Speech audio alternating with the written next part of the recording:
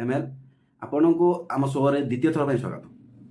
धन्यवाद सोनू मते second time show को डाकिबा पाई। आपण गत थर इंटरव्यू रे गोटे कथा कहिथिले कि विभूति भूषण को एते बाट आगेबारे आपनकर बहुत हाथ अछि, किंतु से कथा को ट्वीट माध्यम रे बाइकआउट करछन, ता विषय किछ कहि। देखो सोनू विभूति को पाई मु कोन करिछि सेटा मु कहला हबनी, पब्लिक कहबे आउ से तांको जदि पब्लिक को कथा को जदि से बाइकआउट करिवे ताले ऊपर थिबा भगवान से केबे मिछ पाइबे ना। तो वर्तमान तांको रिटायरमेंट को नहीं बहुत सोशल मीडिया रे चर्चा चली कहीं ना परफॉर्मेंस ऑलमोस्ट जीरो, किंतु सी खेली चली टीम को हरई चली परफॉर्मेंस जीरो रे एते चांस मिलुची कौन पाई तांको। सनु चांस मिलुनी जोर जबरदस्त से कहते मु मैच खेलिबी तांकर किछि पॉलिटिकल प्रेशर से खेलुचंदी मैच किंबा अलवा किछि प्रेशर रे टीम मैनेजमेंट ताको मैच रे जो चांस अधिक दउची सेटा तो मु सनु कहि परिबिनी जति कि मु आशा रखिछि तो कोनोसी पॉलिटिकल प्रेशर से टीम रे अछंती। मु 2 दिन तले आपण को कोच प्रकाश दास सहित वीडियो कॉलिंग रे कथा आइतली एवं विभूति भूषण रिटायरमेंट ऊपर क्वेश्चन करथिली। से भी विभूति भूषण रिटायरमेंट को नहीं बहुत इच्छुक अछंती कि से रिटायरमेंट नहीं जानतु, किंतु विभूति भूषण रिटायरमेंट अनाउंस करू नांती कौन पाई, कारण कौन से कौन पाई रिटायरमेंट हो नांती। देखो सुनो लास्ट वीक रे मु भी प्रकाश दास को संगे कथा आइतली तो से भी सेम कथा कहउतले ते विभूति कोन पाई रिटायरमेंट नो नहीं, कोन पाई ताको रिटायरमेंट दिया जाउ नहीं। मु ताको भी गोटे कथा कहितली तो रिटायरमेंट नवा तो सेटा गोटे प्लेयर ऊपर डिपेंड करे आउ सी सब बेले जो जिद धरी बचते नहीं मोर फिटनेस अछि मु मैच खेलिबी तो फिटनेस जदी अछि काई को मैच से विनिंग देछि। आपण को मु देखाबो चाहिबी स्क्रीन ऊपर तांको परफॉर्मेंस देखंतु किछि मैच अब टोटल ऑलमोस्ट जीरो परफॉर्मेंस रे से खेलुचंती, किंतु तांको एते लाज शरम नाही से तथापि ए मैच सब खेली चलछन। एबे गोटे मैच हेतिला हमर रज ऊपर जो मैच चलतिला चंदापुर बेंगलोर चंदापुर ऊपर तुमे भी निजे सोनु सेठी थिलो मु भी सेठी थिले देखन फर्स्ट जाइतिला बैटिंग करे ओपनिंग जाइतिले ओपनिंग ऊपर कोन से गोटे टीम बाबर जदि टीम ऊपर तो सिलेक्शन कराइ जे गोटे टीम रो ओपनर हिसाब जाइति ओपनर सर की पारी खेलिले फर्स्ट बॉल से बोल्ड जाइतिले माने विभूति को खेले टीम ऑलरेडी प्रेशर रे खेलुची कहीं ना सी ओपनिंग मतलब मिनिमम 50 रन पार्टनरशिप दरकार, सी तो द्वितीय तृतीय बॉल नहीं आउट होई पवेलियन फेरुचंती। तो ओपनर माने नुहे आपण जोडा कहले नाही स्कोर एमती करे जाओ स्कोर मिनिमम 50 की 100 करिया दरकार। ओपनिंग माने गोटे भलो पार्टनरशिप भलो स्टार्टअप दवा पई तांको ऊपर सितिके भी दक्षता नाही। माने आपण हिसाब रे भी सी रिटायरमेंट लगा दरकार। प्रकाश दास जे पूर्वतन कोच सी भी कहउचंती रिटायरमेंट नहीं जाऊ। स्मृति रंजन दास जे जेजेसी रो पूर्वतन अधिनायक सी भी चाहउचंती विभूति भूषण केमिति रिटायरमेंट नहीं दल रे किछि कोच किमा मेंटर योगदान करंतु।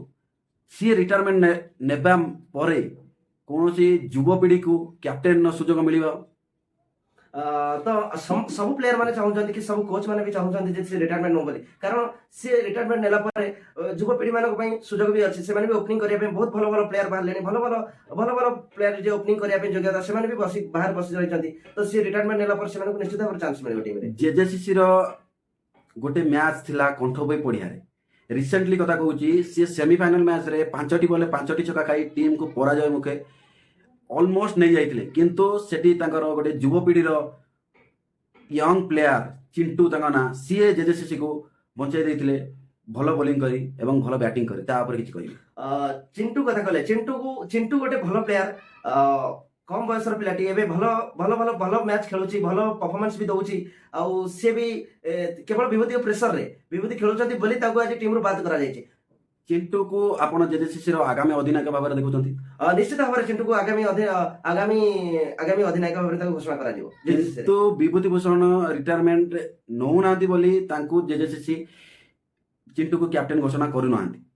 तो जेजेसीसी ताको रिटायरमेंट दबनी जेजेसीसी ताको डेफिनेटली रिटायरमेंट दबो एही डिसेंबर रे हमर जो केपीएल होबार अछि तो निश्चित भाव रे ताको तो टीम मैनेजमेंट भी भाभी सारी विभूति भूषण ए डिसेंबर रे रिटायरमेंट नेबे निश्चित भाव कहीं ना मु आपण कोच को सहित जो वीडियो कॉल रे कथा आईतिली तांको कथा जते जा जना पडुतला सी भी खुशी नांती विभूति भूषण टीम रे रहिबा कहीं ना तांको परफॉर्मेंस बहुत खराब। सेटा तो आपण माने कहबे विभूति कर परफॉर्मेंस केमिति ଆଉ ଏମିତି ମୁଁ ବି ନିଜେ ତାକୁ କେତେ ଥର କହିସାରିଲିଣି ଯେ ତୁ ରିଟାୟାରମେଣ୍ଟ କ'ଣ ପାଇଁ ନଉନୁ। ସିଏ ମତେ ଗୋଟେ କଥା, ହଁ ନେବି ତ ଗୋଟେ ଟିମରେ ମୁଁ ଖେଳୁଛି। ଯଦି ସେ ରିଟାୟାରମେଣ୍ଟ ନେଉନାହାନ୍ତି ତାକୁ କ'ଣ ପାଇଁ ବସାଯାଉନି ଟିମ୍ରୁ? ଏଇ ଟିକେ ପୂର୍ବରୁ ଯୋଉ କ୍ୱେଶ୍ଚନ କରିଥିଲେ କୌଣସି ରାଜନୀତିର ଚାପ ହେଇଥାଇପାରୁ। ରାଜନୀତି ଚାପ ସହିତ ଜେଜେସିସି ବର୍ତ୍ତମାନ ବହୁତ ମ୍ୟାଚ୍ ଏବଂ ଟୁର୍ଣ୍ଣାମେଣ୍ଟରେ ପରାଜୟର ମୁଖା ପିନ୍ଧି ସାରିଲାଣି। ଆପଣ ଜାଣିଥିବେ ଜେଜେସିସି ଭଳି ଟିମ୍ କୌଣସି ଟୁର୍ଣ୍ଣାମେଣ୍ଟ ହାରେ ନାହିଁ, କିନ୍ତୁ ବିଭୂତି ଭୂଷଣ ତାଙ୍କ ଟିମ୍ରେ ଖେଳି ତାଙ୍କୁ ପରାଜୟ ଅଭିମୁଖେ ପ୍ରତ୍ୟେକ ମ୍ୟାଚ୍ରେ ନେଇଯାଉଛନ୍ତି। ଶୁଣୁ, ଜେଜେସିସି ଯେତେବେଳେ ଆମେ ଷ୍ଟାର୍ଟ କରିଥିଲୁ, ଜେଜେସିସି ଗୋଟେ ନାଁ ଦିଆଯାଇଥିଲା, ଜଗନ୍ନାଥଙ୍କ ନାଁ ମାଧ୍ୟମରେ ଗୋଟେ ଟିମ୍ ଆମର ହେଇଥିଲା ଜେଜେସିସି। ତ ଜେଜେସିସି ଯେକୌଣସି ମ୍ୟାଚ୍ ଖେଳିଛି, ଯୋଉ ଜାଗାକୁ ଯାଇଛି ଆମେ ସେ ଜାଗାରେ ଚମ୍ପିଆନ ହେଇକି ଫେରିଛୁ। ଆଉ ଯେବେଠୁ ବିଭୂତି ଆମ ଟିମ୍ରେ ଆମେ ଯୋଗ ଦେଲେ ସେବେଠାରୁ ଆମ ଟିମ୍ ପରାଜୟର ଦରଦଶ। 2ଟି ମ୍ୟାଚ୍ ଛାଡ଼ି ବିଭୂତି ଭୂଷଣ ଏପର୍ଯ୍ୟନ୍ତ କୌଣସି ମ୍ୟାଚ୍ରେ ଭଲ ପରଫର୍ମାନ୍ସ ନାହିଁ ତାଙ୍କର। ସେଇଟା ତ ଆମ ହୋମ୍ ଗ୍ରାଉଣ୍ଡରେ ଗୋଟେ ଥିଲା, ଆଉ ଗୋଟେ ଥିଲା ଆମର ଫୁଲପୁର, ଯୋଉଟା ଆମର ପାଖ ପଡ଼ୋଶୀ ଗାଁ ହିସାବରେ, ସେଠି ବି ସେ ଭଲ ପରଫର୍ମାନ୍ସ। ବାସ୍ ଏଇ 2ଟି ମ୍ୟାଚ୍ ଛଡ଼ା ଆଉ ତାଙ୍କର କୌଣସି ଜାଗାରେ ପରଫର୍ମାନ୍ସ ତାଙ୍କର ଜିରୋ। ଏ ଭିଡ଼ିଓ ମାଧ୍ୟମରେ ଆପଣ ବିଭୂତି ଭୂଷଣକୁ କ'ଣ କହିବାକୁ ଚାହିଁବେ? ମୁଁ ବିଭୂତିକୁ ଏତିକି କହିବା ପାଇଁ ଚାହୁଁଛି, ଯଦି ଏ ଭିଡ଼ିଓ ସେ ଦେଖୁଛି ତ ଯଥାଶୀଘ୍ର ତାଙ୍କର କ'ଣ ଆପଣ ଏ ଶୋ ମାଧ୍ୟମରେ ବିଭୂତି ଭୂଷଣକୁ କ'ଣ କହିବାକୁ ଚାହୁଁଛନ୍ତି? ମୁଁ ଏତିକି କହିବା ପାଇଁ ଚାହୁଁଛି, ଶୁଣୁ, ସେ ଯଥାଶୀଘ୍ର ତାଙ୍କର ରିଟାୟାରମେଣ୍ଟ ଘୋଷଣା କରାଯାଉ। ଜେଜେସିସିର ବର୍ତ୍ତମାନ ପାଇଁ ଯିଏ ଅଛି ଚିଣ୍ଟୁ ଉପ ଅଧିନାୟକ, ତାଙ୍କୁ ଅଧିନାୟକ ପଦ ଦିଆଯାଉ। ଆଉ ରିଟାୟାରମେଣ୍ଟ ପରେ ମୁଁ ବିଭୂତିକି ଅନୁରୋଧ କରୁଛି, ସିଏ କୌଣସି କୋଚ୍ ନହେଲେ ମେଣ୍ଟରରେ ସେ ଯୋଗ ଦିଅନ୍ତୁ, ଟିମ୍ ସାଙ୍ଗରେ ଯୋଡ଼ି ରୁହନ୍ତୁ। ଠିକ୍ ଅଛି ଏମେନ୍, ଆପଣଙ୍କୁ ବହୁତ ବହୁତ ଧନ୍ୟବାଦ ଆମ ଶୋକୁ ଆସି ବହୁତ ଆପଣଙ୍କର ମୂଲ୍ୟବାନ ସମୟ ଦେଇଥିବାରୁ। ଧନ୍ୟବାଦ ସୋନୁ।